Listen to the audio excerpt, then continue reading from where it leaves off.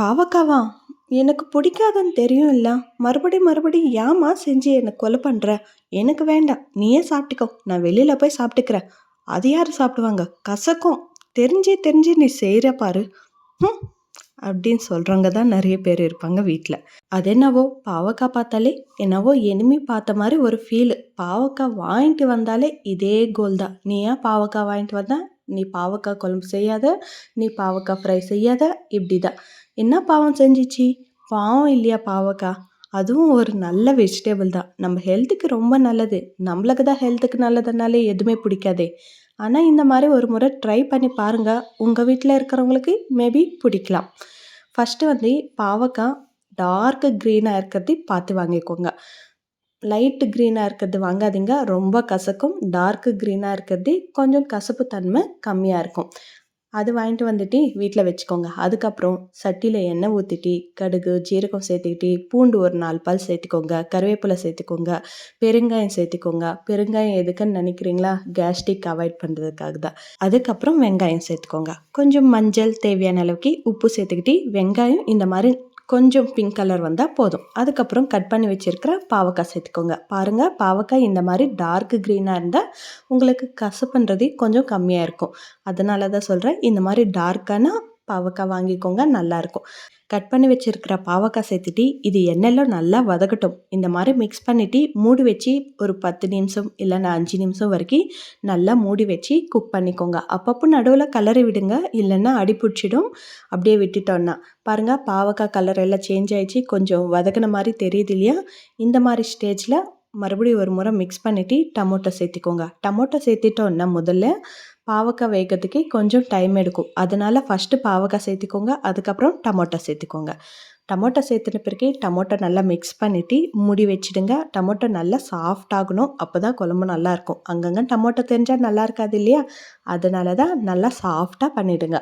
கரண்டியில் சும்மா ப்ரெஸ் பண்ணால் நல்லா சாஃப்ட் ஆகிடும். ஏன்னா டமோட்டோ நல்லா வெந்துச்சு இல்லையா? அதனால சும்மா ப்ரெஸ் பண்ணாவே பாருங்கள் சாஃப்ட் ஆகிடுது. நம்ம ஃபஸ்ட்டே பிடிக்காத குழம்பு செய்கிறோம், இதில் டமோட்டோ ஆனியன் எல்லாம் கண்ணுக்கு தெரிஞ்சிச்சுன்னா இன்னும் குழம்பு பக்கத்தில் வச்சுடுங்க. அதனால நல்லா சாஃப்டாக பண்ணிக்கோங்க. அதுக்கப்புறம் தேவையான அளவுக்கு மிளகாத்தூள்.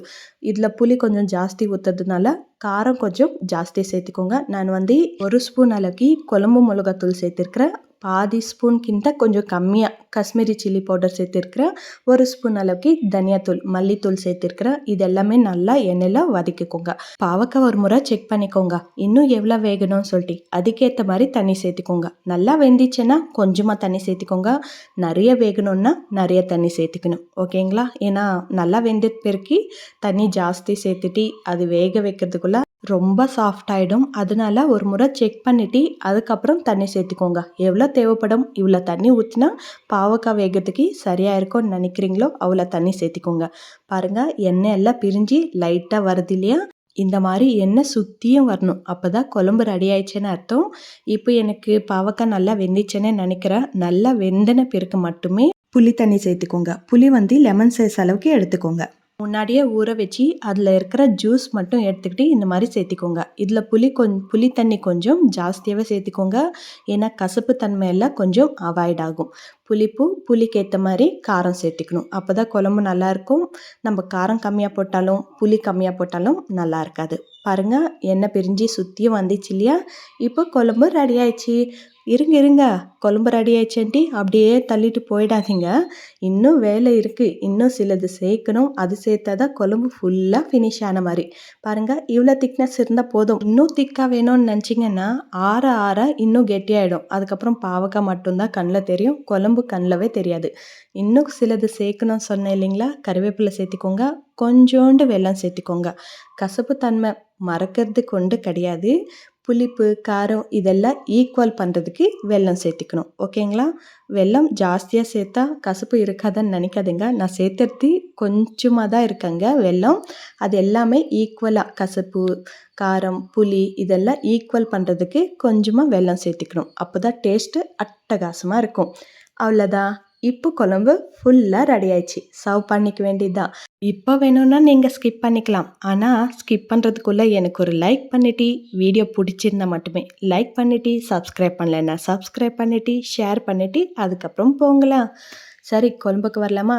சுட சுட சோறில் இந்த குழம்பு ஊற்றி சாப்பிட்டா எப்படி இருக்கும்? செம்மையாக இருக்கும். பிடிக்காதவங்க கூட எனக்கு நல்லா பிடிச்சிருக்குன்ற மாதிரி செம்மையாக இருக்கும். கண்டிப்பாக ட்ரை பண்ணிட்டு எப்படி வந்துச்சுன்னு கமெண்ட்டில் சொல்லிடுங்க. அதுக்கப்புறம் இதுக்கு முன்னாடி சொன்னதை லைக் பண்ணுங்கள், சப்ஸ்கிரைப் பண்ணுங்கள், பக்கத்தில் பெல் ஐக்கனை ப்ரெஸ் பண்ணி வச்சுக்கோங்க, ஷேர் பண்ணுங்கோ.